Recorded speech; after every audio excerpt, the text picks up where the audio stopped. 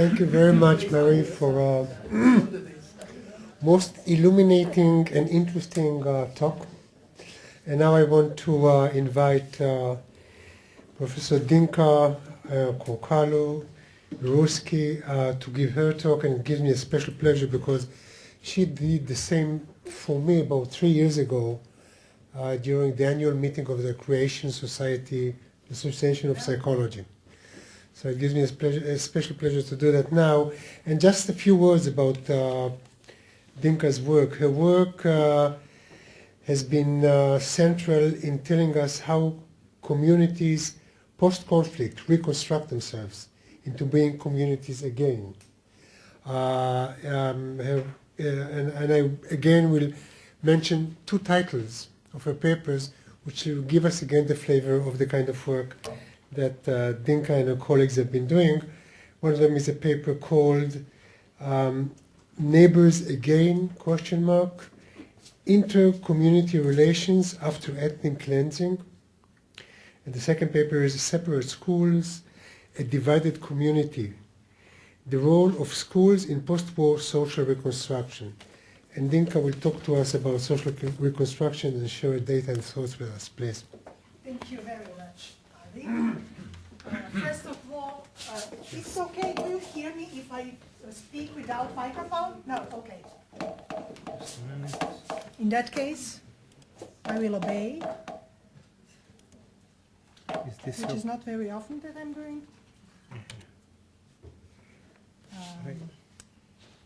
I need, you know what, USB port. So first of all, I really wish to thank organizers for inviting me, especially Dani Bartal. Okay. Yeah, I think so. It usually takes it a minute or two to Okay. adjust, but Okay. then it, Yes, yes. I have a bad news and a good news. The bad one, well, the good one is that I'm the last speaker. The bad one is there is going to be some numbers in my presentation. So please bear with me another half an hour or so. So let me start with a very simple claim that trust is a vital element of human relations. And the metaphor that we use very often is that the trust is a kind of social glue that actually makes human relations possible. At the societal level, as is important and, at interpersonal and intergroup level, it's important as well at societal level. And it has been considered as a part of what Robert Putnam would call social capital, that actually enables society to be functional, to be prosperous, and relatively stable.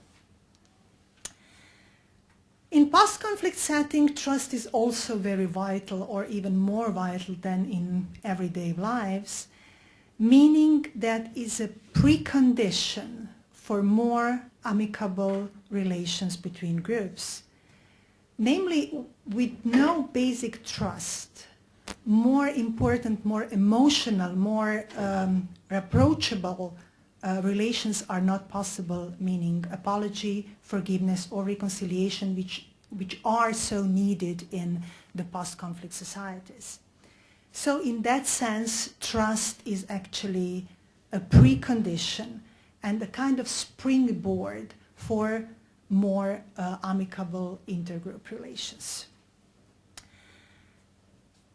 My approach is slightly different than the approaches that we have been heard so far. Instead of starting from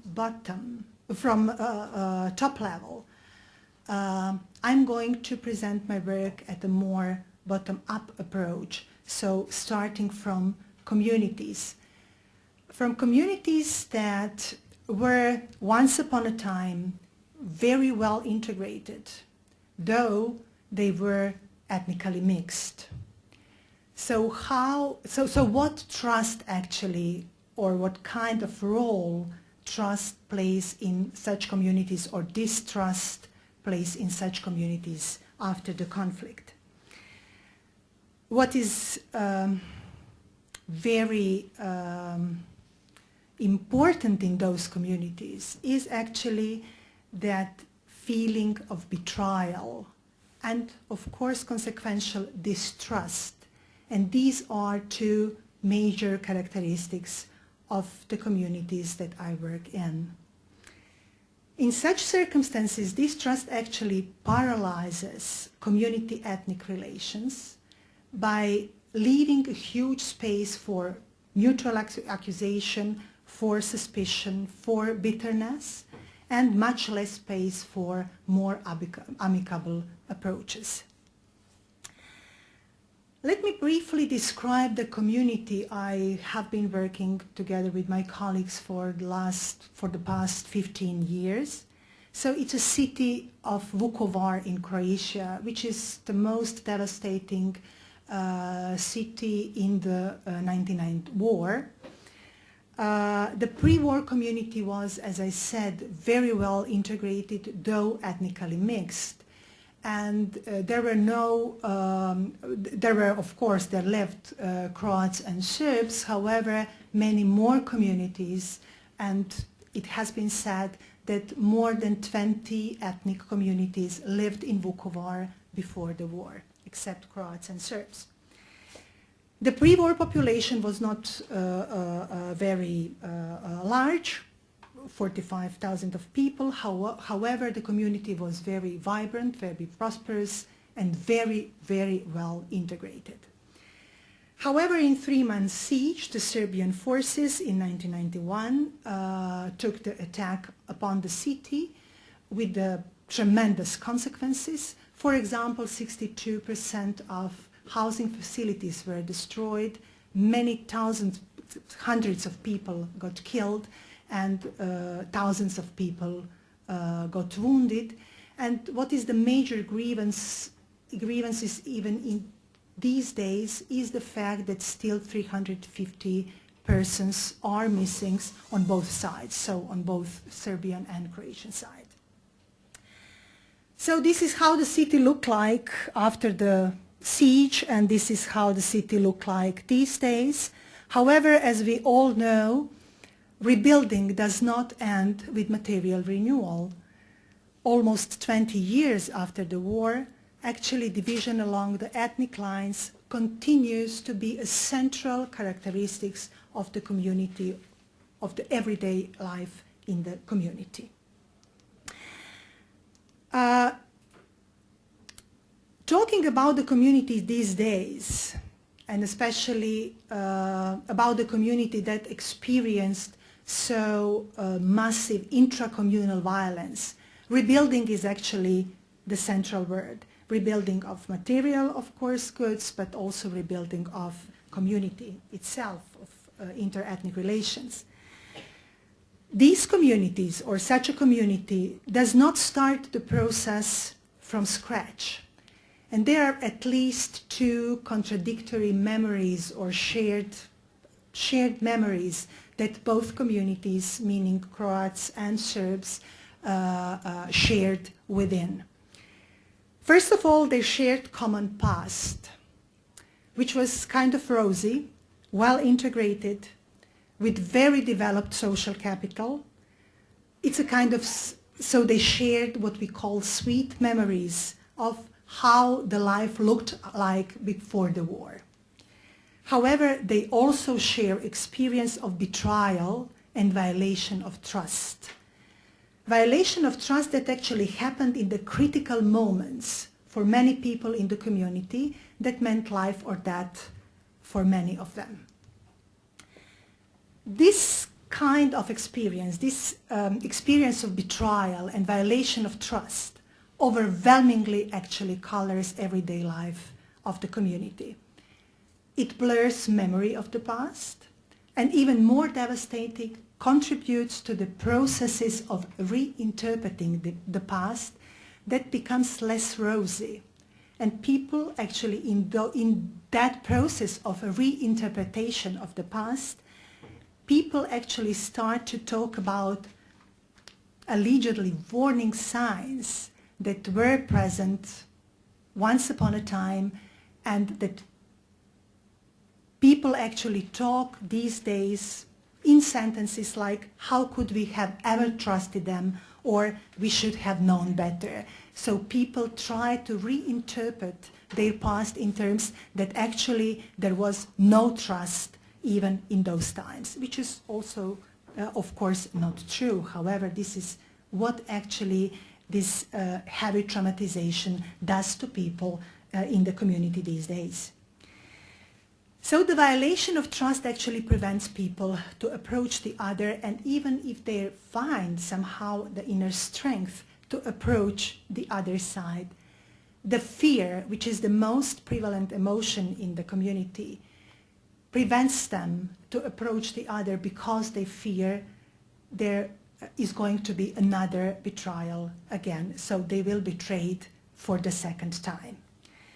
So the consequence of this inner dynamic of the community is that actually community develops as a divided community, and the ethnicity, so 18 years after the war, ethnicity is actually the major line of division that penetrates into all aspects of social life in the community and actually shapes completely inner dynamic within community.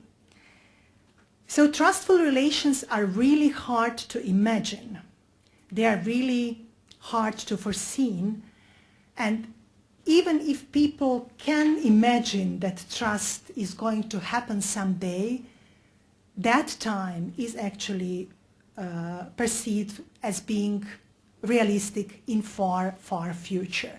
And there are some data actually corroborating this claim. For example, in a recent study that our team did in October 2013, so it was last year, a random community sample of Vukovar citizens, both Croats and Serbs, was approached, and we asked actually different things. Among them, we asked the question of how much time will be needed for Croat-Serb trust to get to the point of a safe and comfortable life for everybody. And as you can see, the distribution of answer is actually in all categories of answers. Quite few of them believe that there is trust already. So reds are Serbs and blues are Croats.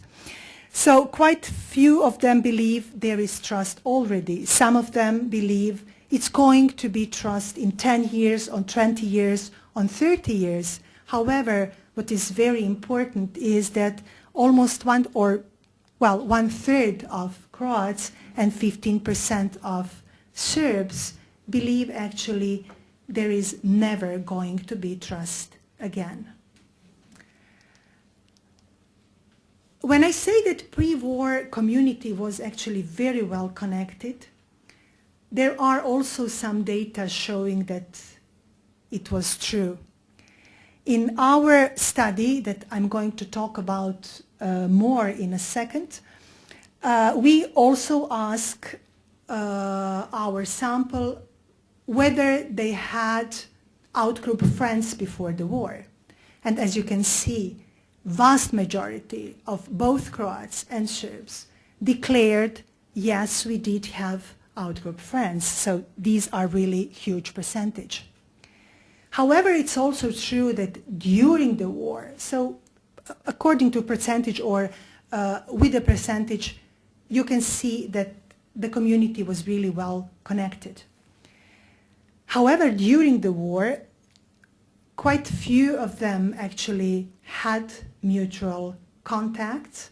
And of course, after the war, most of them believe actually their friendships broke up because of the war. So the situation these days is quite different than it used to be before the war. So the aim of the study was actually to look at the predictors of post-conflict intergroup trust. So what are the determinants of the intergroup trust after the conflict? So how well the intergroup trust could be predicted based on 5 groups of elements or predictors: sociodemographics, ethnic identity variables. So as I said, ethnicity is a key social factor, I would say, in a social dynamic. Personal and collective victimization and intergroup emotions. So those were group of predictors that we took into account when we tried to predict outgroup or intergroup trust after the conflict.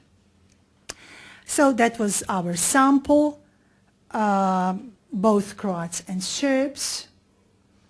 As I said, we took 5 groups of predictors, sociodemographics, among them being age, gender, education, and ethnic background. Ethnic identity measured with a scale, and the sample item is, I'm glad to be a member of my group, for example. The third group of predictor was a personal victimization, and we measure it with a very well-known psychological scale, impact of event scale, that measure actually post-traumatic reactions due to the war experiences. Collective victimization we measured with one item asking who was a victim of the war. Either other group, my group, or both groups suffered equally. And at the end we measured also collective emotions, so how people feel about other group in terms of positive and negative emotions. Among negative, we asked about contempt, animosity, hatred, bitterness, and anger, and among positive, about friendship, respect, tolerance, and closeness. As a criterion, we had a trust scale, and the sample items are, for example, I think the trust between Croats and Serbs has been lost forever, or I don't think it's possible to overcome ever the wounds from the past war. So this is how we measured our criterion variable trust. Before I go into details of what predictors are actually most important in predicting the outgroup trust, let me briefly show you some of descriptives of our results. For example, as you can see, as far as personal victimization is concerned, we deal actually with very heavily traumatized population. As an illustration, at this particular scale, what we called psychologists cutoff point is 22 if we are to diagnose PTSD, so post-traumatic stress disorder. And as you can see, our sample actually is much more traumatized than the cutoff point. So it's really heavily traumatized population.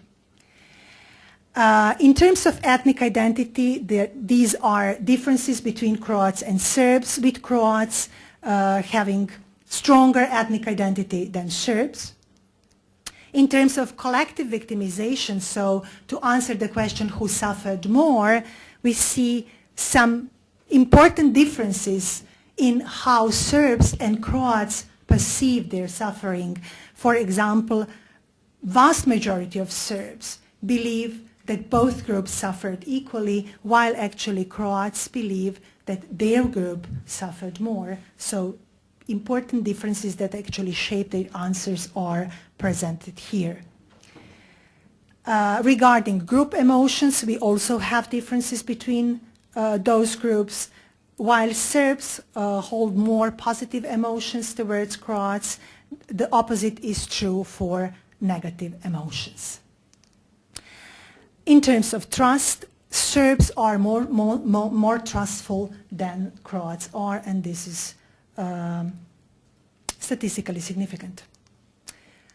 So what about the possibility of our predictors to predict outgroup trust? When we took only sociodemographics, it explained 28% of variance, which is fairly high. Then identity also predicted significantly with 7% of variance. Then individual victimization also predicted significantly. Outgroup trust with only 2% of variance, and slightly more variance was explained with belief in collective victimization. When we enter emotions, both negative and positive emotions contributed significantly to our criterion variable, and in total we explained 54% of variance, which is not bad.